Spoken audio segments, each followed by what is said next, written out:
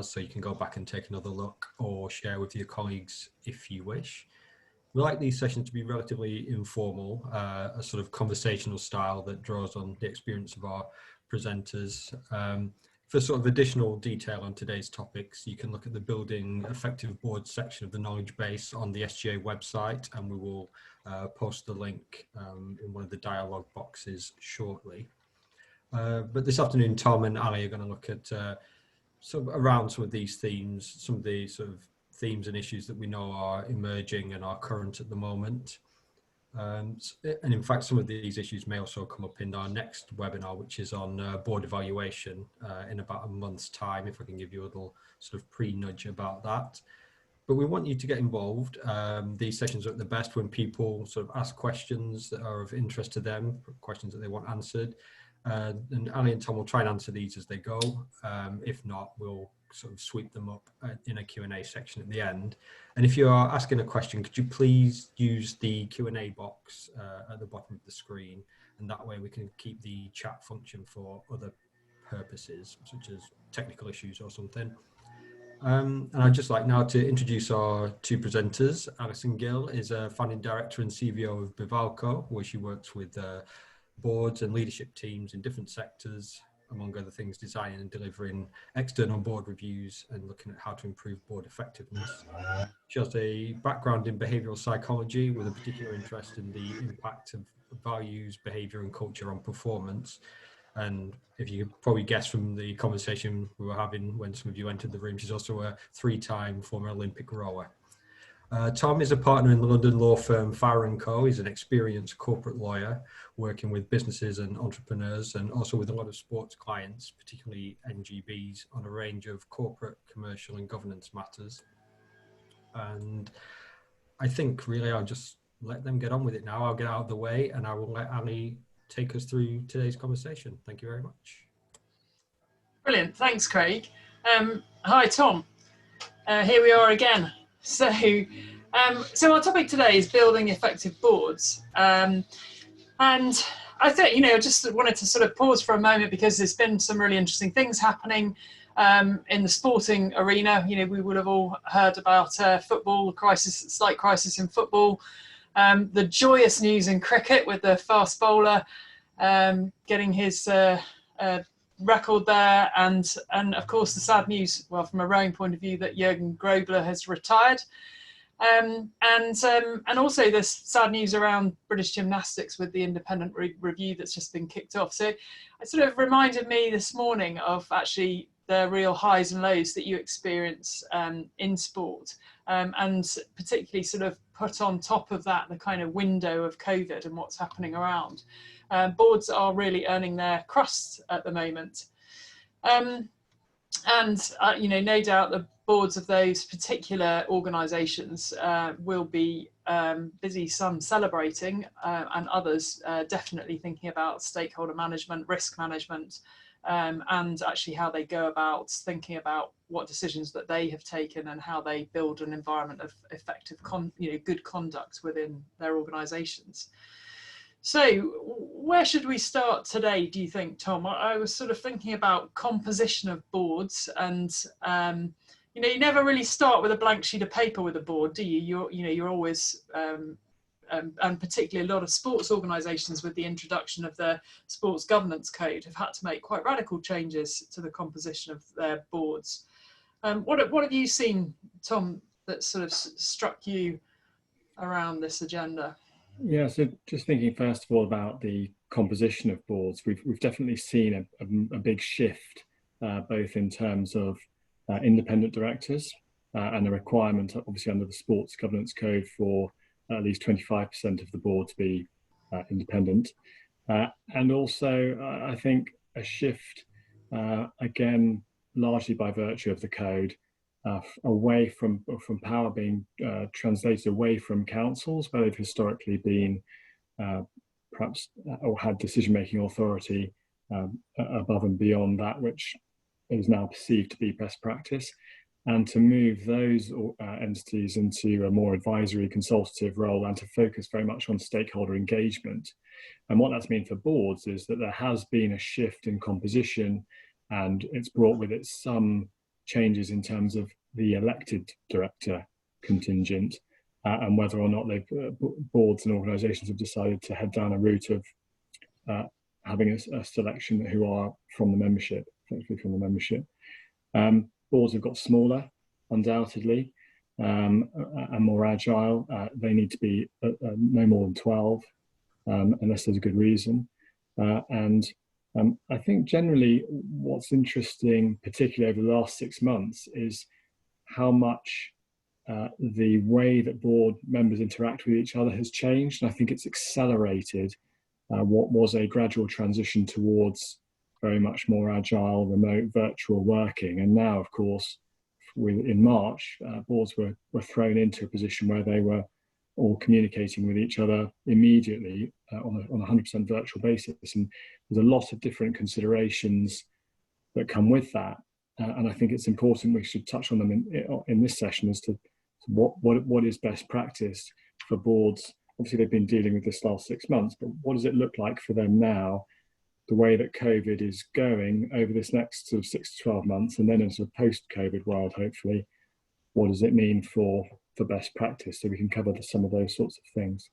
I mean, we'll come on to sort of ways of working in a minute, but I just thinking, just sticking for a moment on the composition of boards, one of the things that I've experienced with some of the sports organisations I've worked with is the challenge, of course, of finding independent directors that know enough about the sport, and obviously this move away of the move of power from the councils to the board, and then obviously to the management layer as well, has felt very difficult in terms of actually how you organise your decision making.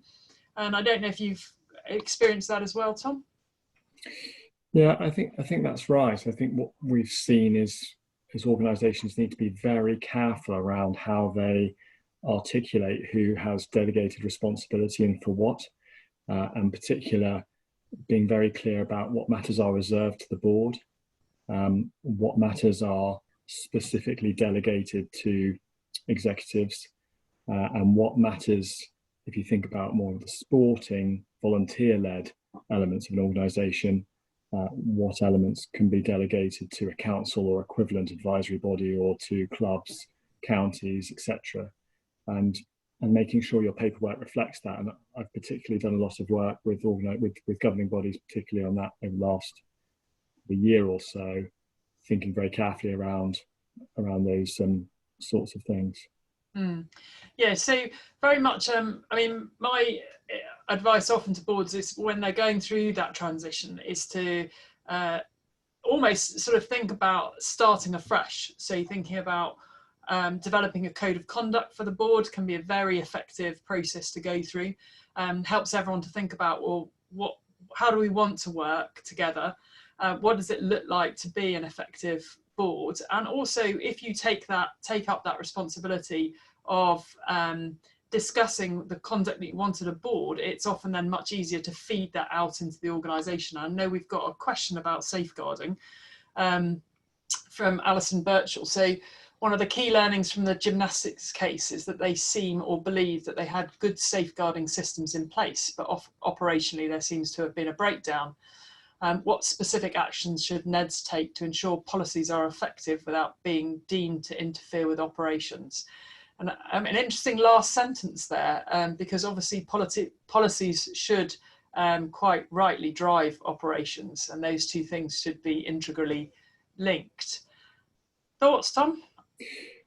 I have a really good point. I think it's very difficult at NED level. You're absolutely right. The checking, the challenging, the testing of the way that specific policies are put together is really, really important.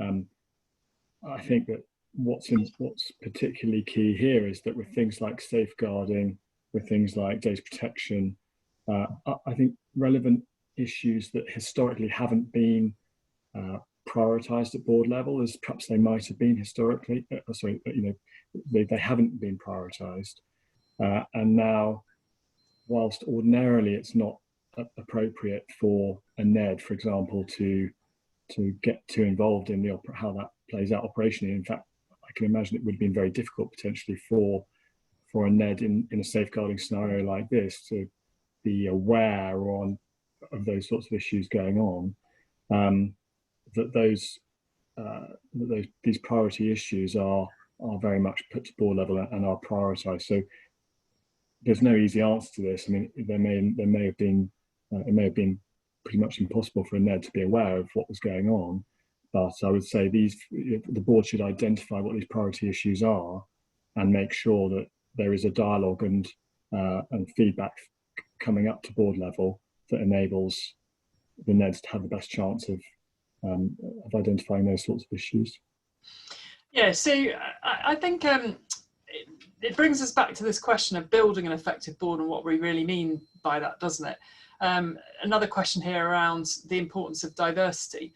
So let's just start for a moment and think about what methodologies do we have for thinking about building an effective board, because obviously diversity is key and is becoming more and more important. And that diversity should be representative of the members of the organisation, but also perhaps not just the members of the organisation now, but always when building a board, we need to be building the board for what the organisation wants to look like in the future. So that board composition has to have a future focus. And certainly good practice within building boards is first of all around not just a skills matrix, but also thinking about, so what skills and capabilities do we need, knowledge do we need within our board itself, but also what's the representative demographic of our organisation, what different stakeholder groups have we got, and how do we match or think about that in context of building our board. So it's a picture which is constantly changing when you're building a board, isn't it? I think as a chairman, your role very much is to be constantly thinking about what we might need to strengthen our board from a skills perspective, from a personality perspective, from a knowledge perspective, and also having an eye to the future. So it's a sort of constant kind of cycle of thinking about board and board members. Yeah, I agree, Ali. And I was talking to one of the county FAs this week who are looking at implementing what the FA have put in place in terms of governance regulations for the counties. And they are looking forward, of course, and thinking about their strategy over the next period of time and looking very carefully at what their board composition should look like in order to implement that strategy. And you're right, that their prospects, that the way they look forward and the composition of their stakeholders within that county is something they should look to reflect. And they need to balance the need to have that sporting knowledge and experience and the input of volunteers with diversity around culture, background, skills, etc. And one of the key points I think I made last time was, and I was talking about with them, was just being very careful about who they pick, particularly for their non-executives, and to make sure that those individuals have sufficient time to give to implement that strategy, because that's one of the things I see most regularly become difficult, where you've got, on the face of it, great skills, but not a lot of time for them to be fed in. And it may be the case, and I've seen a lot of it recently, where virtual meetings and the agility around email, WhatsApp, hybrid meetings where some people are together and some people are dialing in, and the efficiencies of timing around some of those has been helpful, and they've been able to be a bit more agile, and those with time pressure have been able to dial in perhaps in the evening when they wouldn't have otherwise been able to do that, or they would have had to travel back afterwards, whatever it might have been. Those sorts of things that's been quite positive, but there are some considerations to think about at the same time in terms of the virtual way they communicate. I mean, I saw a really interesting approach on one governing body board this week, where they actually have a questionnaire that they send to anybody that's going to be involved in their organisation, and you don't have to fill it in. It's anonymous, but but it asks you to basically complete data on your gender, ethnic diversity. So basically what they're doing is keeping statistics around the organisation and the stakeholders that interact with their organisation. So they've got a very, very clear view of not just their athlete base, their employee base, and their stakeholder base in terms of that level of diversity. I thought it was very fascinating. They call it, they call it their diversity monitoring questionnaire, and it was a very interesting approach, I thought. I think that Joy, thank you for pulling me up on the use of chairman. I find some women are very happy to be called chairman. Others prefer to be called chair. So it is to a certain extent a personal preference. I tend to refer to myself as a chairman, interestingly enough, but I'll use the term chair if it makes you more comfortable. And I know some people definitely prefer that term. Sally Lockyer, we have a comment here. At British Triathlon, we have a duty of care committee made up of board, region reps and executives to include relevant skills and experience to challenge our policies, procedures and complaints. My question is, the structure of the US gym board with the president and the CEO is one and the same person. Well, of course, from a UK governance point of view, that would be considered to be not appropriate.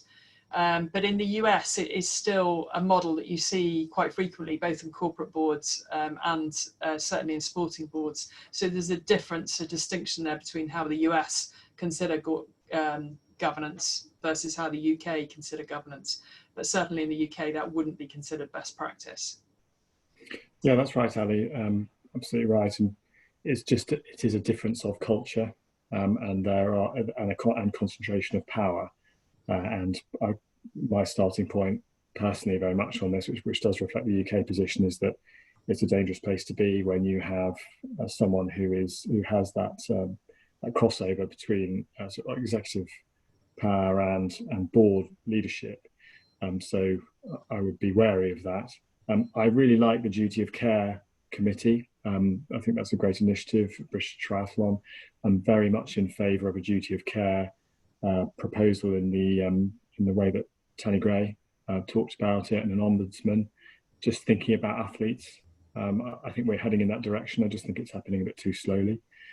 So with what we're seeing in the press and the complaints, I just hope we'll get to a position where athletes will feel more able to raise concerns with, not to the body, because they feel like it's not distant enough, but they have somewhere else to go.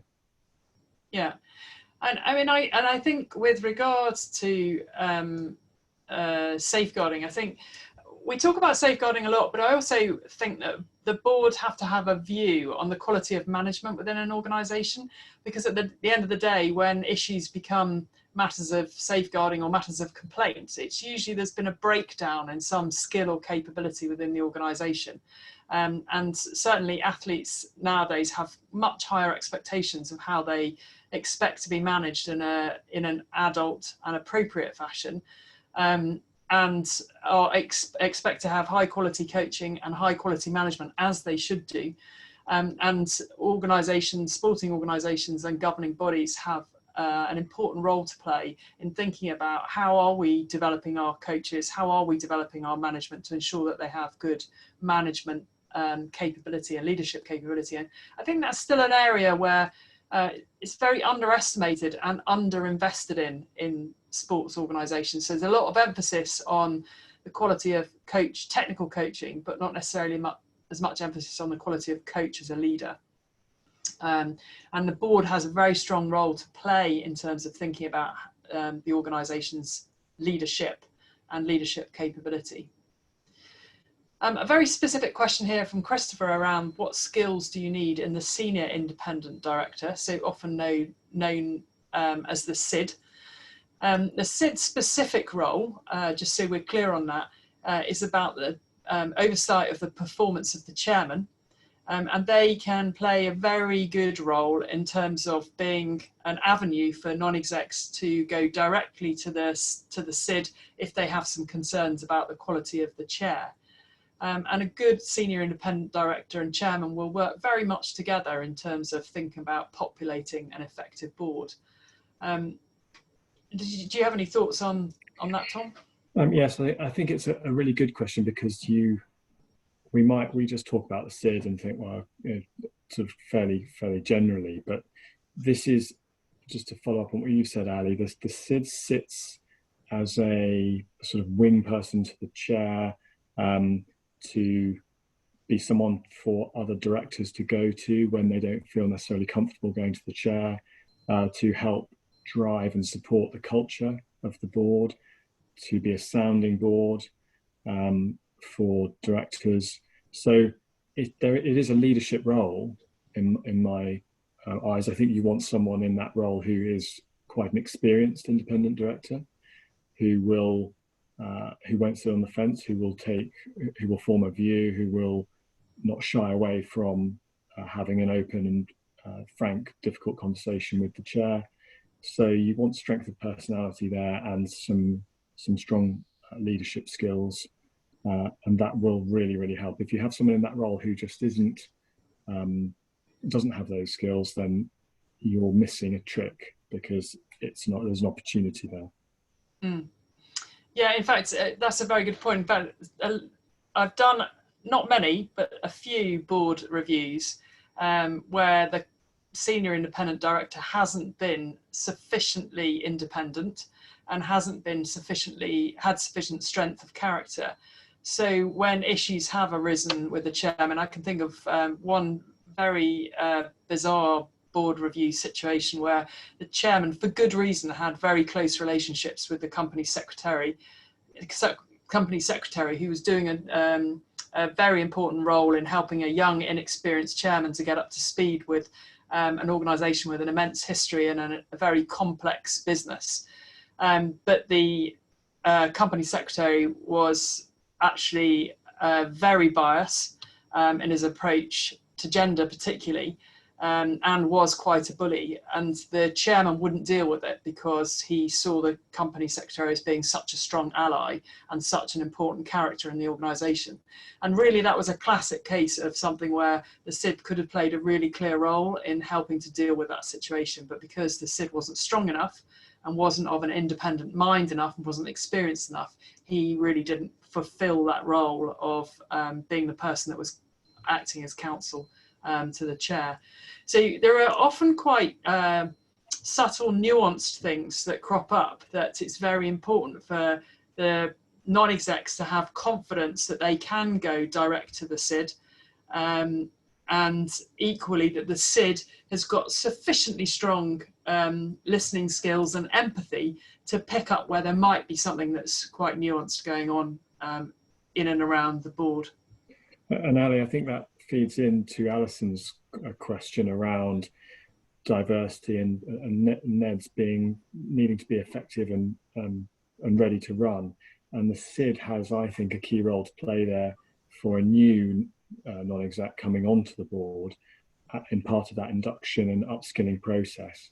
And if they perform that well, then the new non-exec director, who may not be as knowledgeable about sport, but will have someone to sense check their initial ideas with, to sit down with and try and understand and learn as fast as possible. That is a key role potentially for the SID. Mm. Really interesting question from Nancy here, and I have experienced this myself with some organisations where Nancy's asking about where the articles require board members to be nominated from specific members or committees, and therefore it's quite difficult then to draw out diversity. And it is a really challenging thing to deal with. And I found the best way to deal with this is to have really clear conversations about the future of the organisation and the direction of travel that we're working towards. And also to be really clear about bias. So everybody is biased. You know, I'm biased. I'm sure Tom's biased in some way. It's very difficult often to understand your own biases. And so I think it's very important to take an evidence-based approach, to be really clear, as I said, to start with, about what data you've got about the organisation and its demographic, and then to be very clear, therefore, about how you might enhance the diversity of your board members, and to have that conversation in an open way, but also in a forward-looking way. So you can't solve every problem overnight, but with clear agreement about what the target is, then you can start very clearly to work towards it. And I think that's what a lot of boards often fail to do, is they think about the population that they're selecting from, and see the limitation of that, but don't start to say, okay, well, how are we going to change that going forward? What's our method for changing things? I agree with that, Ali, and so the data is really important. And then in terms of the specific mechanics in the articles, I see a lot of this. The way that the articles are drafted can be tweaked in different ways. It can certainly, I would ordinarily expect the election of these sorts of individuals from specific nominated members or committees to be on the recommendation of the nominations committee, to have some input there from, let's think about the combination of the composition of the nominations committee, which, in my view, again, best practice would include someone independent with an HR background who is going to be a voice in the room there to help the organisation or the committee look at the diversity across the different positions. And then in the articles, one halfway house you might get to is to say that there could be up to this number of those individuals, there could be up to this number of independents, and to get to a position where you're not going to elect, someone's not going to be put up for election unless they are recommended by the nominations committee. And therefore you have, if there isn't a sufficient pool of people with appropriate diversity and skills, then there will not be as many of those individuals. You know, there might be 2 rather than 3. So you get the number on the board might fluctuate, but it will fluctuate in a way that is proportionate to the availability of the right individuals. A question here from Jeff around, what do you think the impact of COVID will be on boards in the sports sector? Do you think we'll see better leadership response from those boards that are considered to be more effective? I mean, I know that what we are seeing is an increase in turnover of board members, and I think there are some clear reasons for that. One is COVID has undoubtedly put pressures on people from many different directions. So I've certainly worked with some board directors that have realised they've got too many board positions, and just the increase in workload from the boards that they're on has meant they've had to resign from one or more other boards. I think secondly, just the demand on board directors is increasing quite drastically through COVID, because of course we're all working in a situation where we don't really know what the answer is, and there's a lot of uncertainty on a day-to-day basis, so the demands are increasing. So we're seeing more attrition and more turnover. Do I think that will lead to better leadership? Have thoughts on that, Tom? Well, just on this specific issue, I think that the question here is, are more effective boards to dealing with this in a better way, or what has been happening? I think there's been immense pressure on boards over this last 6 months, and particularly around cash flow and the ability of the organisation to keep going as a going concern, and being very wary of insolvency provisions, and effectively not trading whilst insolvent, managing that and there's a lot of expertise there that has been, I think, been needed to help understand what the government-backed lending arrangements have been, what the options are. Is the organisation considering all of those? What have they been doing with furloughing? So there's been a lot for boards to consider over this period of time, and by no means is any of it been straightforward, and they've not known how long this would go on for, and we still don't, because it could change next week. So I think there's been a lot of pressure, a lot of demand on time, and thinking about how they proceed.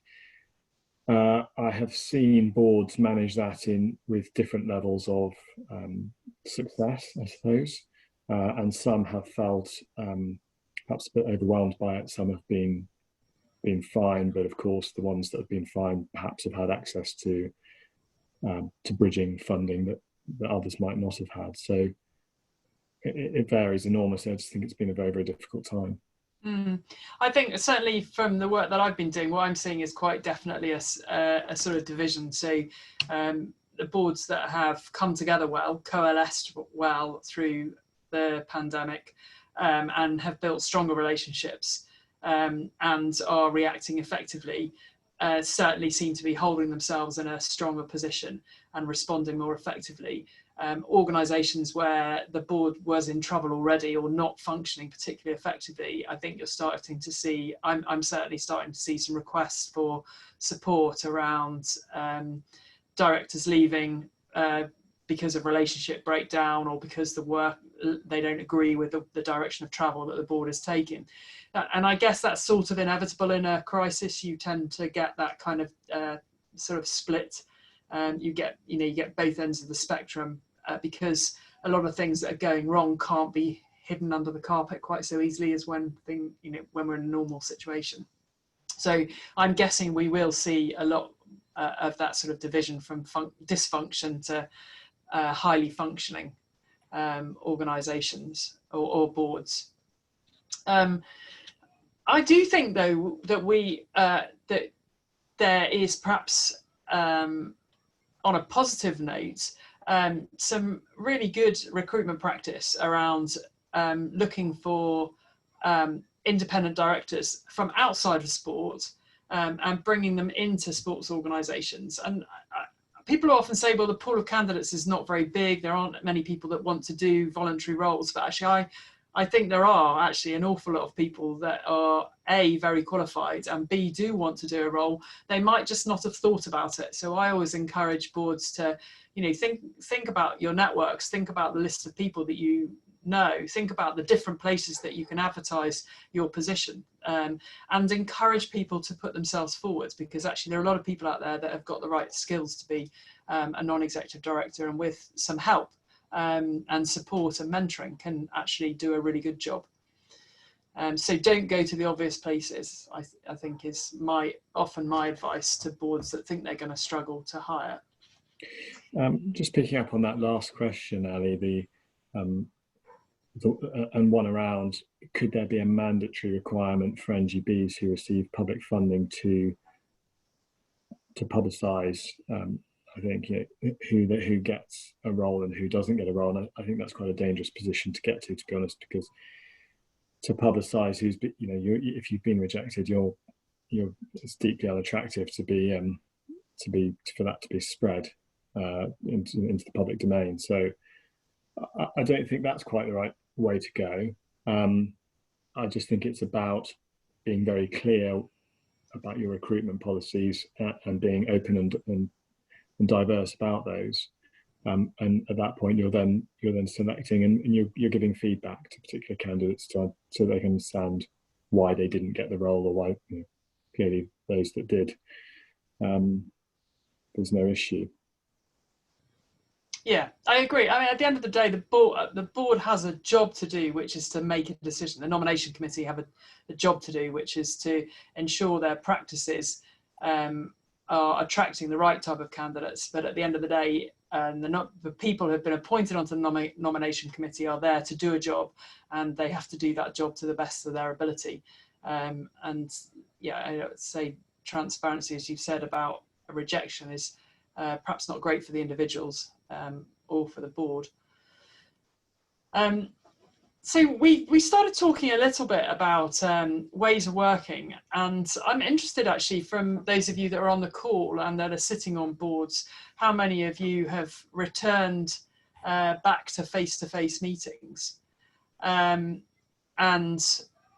or whether virtual meetings are pretty much here to stay. I have to say that there are a couple of boards that I'm working with that are actually starting to return more to face-to-face meetings, particularly for strategy sessions. But the majority are still certainly working virtually and plan to for the foreseeable future. And I just thought it might be worth us thinking about what are the implications of this to board decision making, Tom. What have you seen boards doing differently? Yeah, I think there are a number of different considerations for boards to be very careful about, and a lot of them will be appear very basic to those on the call, I think, but it's just worth reiterating some of them as we have moved into a wholly virtual or sort of hybrid type situation, both around board communications and meetings, and also member general meetings. And there is still obviously a need to be very careful about quorum, who's on the call, to make sure that there's an opportunity to dial in for those who can't attend face-to-face or virtually, to make sure that your articles, the Constitution, allows you as a board to operate in the way that you are. And in particular, if you're making decisions by WhatsApp, for example, and I think we need to be careful about that, because I've seen some scenarios where something is put to the board on the board WhatsApp group as a sort of sign-off scenario, and I think we'll be very careful there that there is sufficient consideration of the impact of that decision, and that it really has to be a routine decision if that's going to be the case. And the articles need to give you the opportunity, the ability to make decisions, what we would describe as written resolutions or written board decisions by WhatsApp, and be clear about that in the articles. The articles also need to be clear about what you're doing in terms of hybrid or virtual general meetings. And the government has put in place regulation over the last period, which ends currently at the end of September, for companies to be able to hold virtual general meetings without, notwithstanding that their articles say something different. Mm-hmm. That's not going to last forever. It may be extended. I expect it to be extended perhaps to the end of this year, but you need to make some changes to make sure that the virtual meetings are permitted. I think when it comes to the meetings themselves, there's such a different dynamic for a chair to organise and run the meeting. There isn't that same sort of nod and agreement. It's very much either you're voting or you're raising your hand, or you're typing yes or no in the chat bar. So that's very different. And just to be careful about that. You need to minute your meetings as usual. Don't record. Don't just have recordings. They need to be proper minutes that are produced, because the Companies Act requires you to keep decisions for 10 years. And it seems to me best practice that you still have a written minute of what you've decided, particularly important if it is something done on quickly by WhatsApp, and just be very careful about the length of meetings. And there's a lot of perceived wisdom about 2 hours on Zoom is plenty for anyone, and that's not quite the same as being in a strategy meeting for the whole morning with breaks and the opportunity to speak individually. Just be careful about how you structure those meetings. We are seeing boards meet more regularly and for shorter periods. It varies, but that's, I think, been quite effective, and at different times of the day, because of the travel. We haven't needed to think about travel as much as they might have needed to. And I think just being very careful about stakeholder engagement. So, for example, where members have not been able to attend the AGM, for example, and I'm thinking of organisations which have a large number of members where you can't say they've had to submit proxies, for example. Just making sure that as an organisation you've provided them with the same level of engagement, at least, that they would have otherwise had, that they haven't been disenfranchised in some way by the virtual environment. And that might be a series of informal discussions with the chair and others, CEO, others, but just make sure that you're still getting that engagement right in different ways, in periods where members might be feeling like they don't have that same membership experience that they might otherwise ordinarily have. And so just in terms of recording meetings, Tom, what's your advice there? Because I've worked with some boards who've actually chosen very specifically not to record their board meetings, but to just continue with proper minutes, whereas others are recording their meetings and doing minutes as well. Do you have a view on whether that matters, whether it's important? It certainly doesn't matter if they record and minute as a sort of double, but the key thing about minutes is that you're creating a summary of and picking out the key points, and actually really it's just a practical point as to whether someone is actually going to go and play through the whole recording, or is the recording simply going to be a transcript then that's typed up by someone, which I don't have a problem with. But I'm more relaxed about minutes, provided a record is kept. Mm-hmm. What's important is that effective board papers are produced, and we haven't talked about board packs and that sort of thing, but is the board paper that's going to the board that's and is there time to digest it? Is it uploaded to the website? What happens?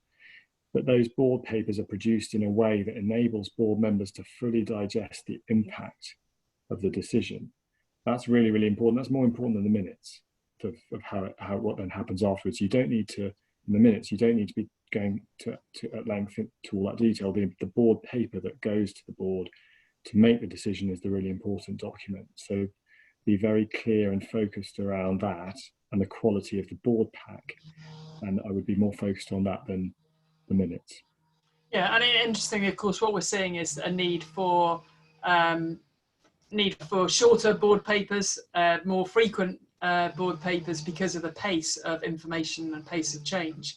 So I've certainly seen boards are having to change really their whole way of thinking about, to a certain extent, often it's been a good change because the size of board packs have gone down, and the decision making is having to be much more just in time because of the change of information and its availability to you.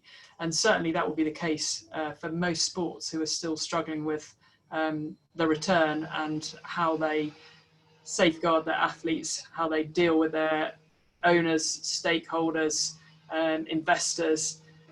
In fact, I think you mentioned stakeholder engagement, Tom, and I wondered if we might pause and talk about that for a minute, and certainly be interested to hear about anyone's experiences on boards around how they're engaging with stakeholders differently, because certainly my experience is that people are having to think much more carefully about who their stakeholders are and how they communicate with them, and how not just communicate but actually engage with their stakeholder base in a more proactive way, and that can only be a good thing. I completely agree, and it would be great to hear from the audience on that. We touched on this last time, and I'm very keen on what we've seen as a direction of travel around regular engagement and not leaving it to the annual report and dealing with issues as they crop up, and having avenues of communication, whether that's on the website or a blog or otherwise, where you are able to engage on a regular basis and in very shortly after a particular issue arises. That's incredibly important.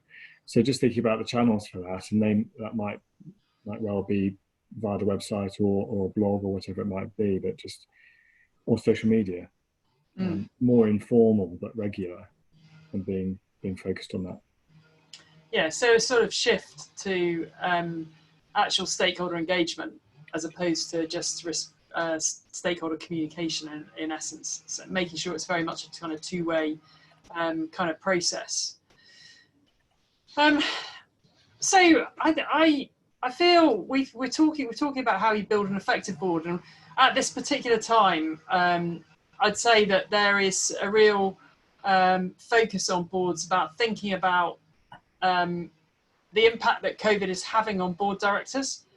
the impact that COVID is having on the organisation, and just thinking quite carefully about the pace of the crisis and whether people are, the board is really being able to keep up in a way which is healthy. There's a lot of emphasis perhaps focused on the organisation and the health of the organisation, but also there needs to be a focus on the health of the board. Is the board working in a way which is sustainable in this sort of normal, which is clearly going to continue on for quite a bit longer? I think that's right. So constantly evaluating, Ali, the culture of the board and the way it's operating, and taking stock regularly, because I think we're all, I can speak for myself. I've been working remotely the whole time now, but what does it look like in 6 months or 12 months? And it may well be 1-2 days a week, 3 days a week, and just consistently a dialogue with board members around what is working for them and what's not. And that might just be an AOB point at the end, or finishing the meeting and then just saying to everyone, look, is this working? And that's the chair or it's the SID.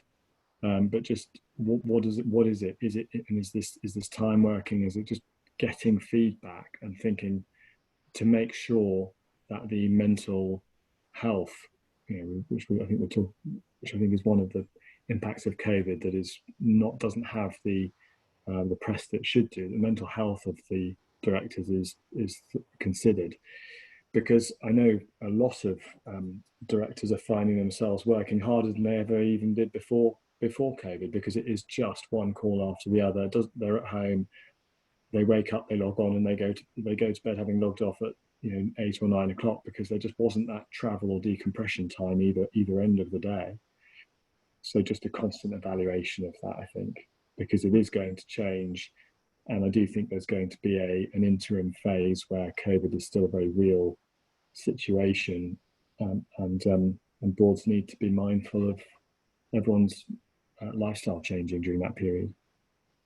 And also, I guess the constant focus, certainly at the moment, on financial pressure, which a lot of sports will be feeling the pinch because of membership fees, changes in investor practices, just in terms of availability of spectators, not being able to turn up to sports viewing rights. It's an enormous kind of maelstrom really going on in the sector at the moment, and it's quite must be exceptionally challenging if you're a non-exec and you don't necessarily operate in the sort of commercial sphere, to be able to understand all of these different aspects. And what sort of help can people reach out for from advisors like yourself, Tom?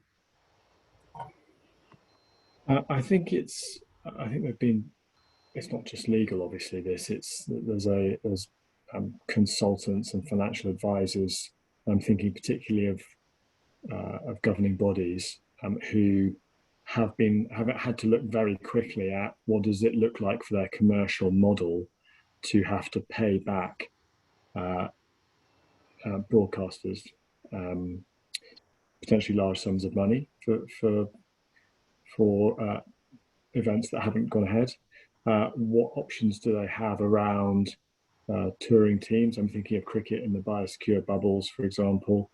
And so it's certainly not just legal. There's a real commercial need for expertise to understand what the potential losses are, open dialogue with stakeholders, and if they're broadcasters, in particular broadcasters, and to understand and sponsors, to understand what can be done to salvage this year.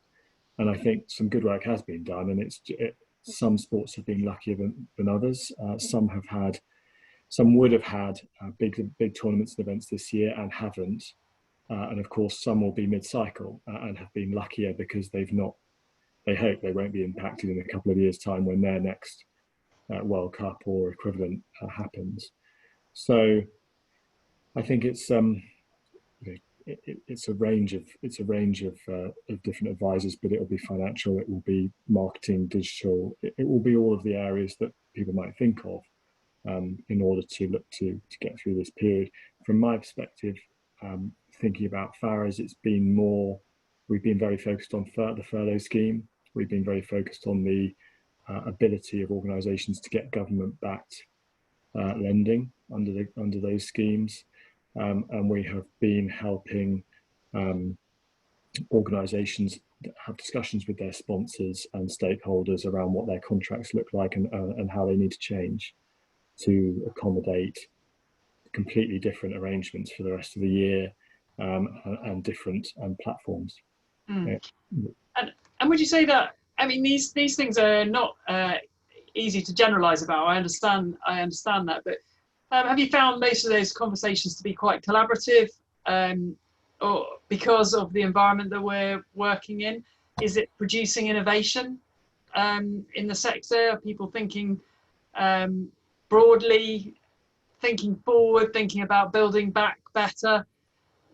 How have you found it? Is it more contentious, or are actually you experiencing a more sort of collaborative, innovative conversations? It's a great question, and the answer to that is that everyone was immediately looking at what their force majeure type clauses were in contracts, how they might end those contracts. Did they have the right to do that? What did it look like in terms of exposure, in terms of broadcast fees, for example? And the initial phase of work there, almost regardless of what the contract said, the parties were pretty collaborative. And I think and I think maybe that's partly COVID. You know, it was the nature, and we've seen it in the community. We've seen it with restaurant businesses doing free meals. There's been a lot of examples of quite sort of heartwarming collaboration with a view to let's get through this together, and understanding that it's a long-term partnership. And actually, if I can help you during this difficult period, then I really want to do that. That said, some of those discussions have, you know, and perhaps because a solution hasn't been reached that's acceptable to both sides, has started to get more contentious, and a bit more positioning around, well, if we don't head down that route, that's quite difficult for us, and we're going to need to think about what our rights are. And of course, the party with the stronger position under the contract has the stronger negotiating power there. So it's been a mix, but the short answer is it's been really quite collaborative, at least for this first period, because I think the counterparties, the sponsors, you know, they do realise that they need that walking away during this period is quite a difficult reputational position to take potentially, and they risk being exposed on that if they leave the sport in a very difficult position. Mm. Mm. And I just see a comment from Marcia about COVID really is demonstrating the case for diversity. You know, this situation is stretching all of us in terms of thinking about the future and how we go forward, but it does quite definitely make you feel, when you're working with a board that is diverse and has really good diversity of skills and expertise and knowledge and experiences, you get a much more fulfilling conversation and a much more perhaps comprehensive dialogue around what the options are and what scenarios might be possible. So we're sort of coming to the end of our time. I can't quite believe it's been an hour. Again, Tom, time flies. But I think I'm going to ask you in a moment for your sort of parting thoughts, Tom. But I suppose my parting thought at this particular time is exactly that. You know, when you look around the boardroom, do you look around and think, actually, this group of people is, when we speak, when we are dealing with difficult issues, do we have comprehensive dialogue that stretches us, but helps us to work together? And do I feel proud to be part of this group? And that's actually quite a good personal test often, to be thinking about the strength of a board. I think that's right, and I'd really reiterate what Marcia has just said, and more generally to say that I think this is such an interesting phase in business, and I mean that not just sport, because of it's accelerated home working, it's accelerated remote working, virtual communications, and and I do a lot of work with entrepreneurs, and I'm seeing that a lot of those across very diverse backgrounds are innovating and setting up businesses or pivoting their businesses, and we should really celebrate the diversity of those individuals who are not necessarily, and a culture of not necessarily being employees, but are progressing an entrepreneurial path on a remote or virtual type basis, partly because there's a low cost base for that, but to understand the benefits to society of people doing that. And so one of the things that, just one sort of final interesting conversation I was having with a lady who's setting up a parliamentary working group around entrepreneurs, and particularly looking at protected characteristics, was that, look, you know, these are people with fantastic ideas, and are we looking after them and supporting them? And at the moment, I think the answer she's getting is, or you know, her data suggests, is absolutely no. But is this whole period going to move us towards some perhaps better outcomes for the whole diverse workforce? Hopefully, it will do. Good. Thank you, Tom. It's been a pleasure. Thank you very much. Craig. Thank you very much, Ali and Tom. Yeah, I can't believe that was an hour as well. We get through this time so quickly, and we get through so much material. In fact, I had a question for you, Ali, about how we handle some of the sort of COVID enforced changes, but I think that might be better suited to the next webinar, actually. So I'll keep my powder dry on that one, I think. But I won't forewarn you what the question is. I'll surprise you with it next time. Thank you, Tom and Ali. Thank you, everybody, firstly for coming, and secondly for all your not just questions, but also your experiences and your observations that you've shared in the questions and answer box. That's really useful. It gives us an idea of what people are going through, and it also helps us to use this as a sort of forum for a bit of sharing, a bit of experience sharing, and that's definitely got to be a good thing, because, you know, one of the things about the diversity arguments that we've been speaking about is that, you know, hearing from different people in different circumstances really adds to the sort of general pot of information, and that can only be a good thing. So thank you, everybody, for doing that. As I said, this recording will be available shortly afterwards to catch up. We have another one in a month's time, and please keep an eye on social media and everything for other activities and bits of information that the SJ is putting out. But I will let everybody go now. Thank you for rushing back after lunch and joining us, and I hope I will see all of you very soon. Thank you very much, everybody. Bye, everyone. Thanks. Thank you. Thank you.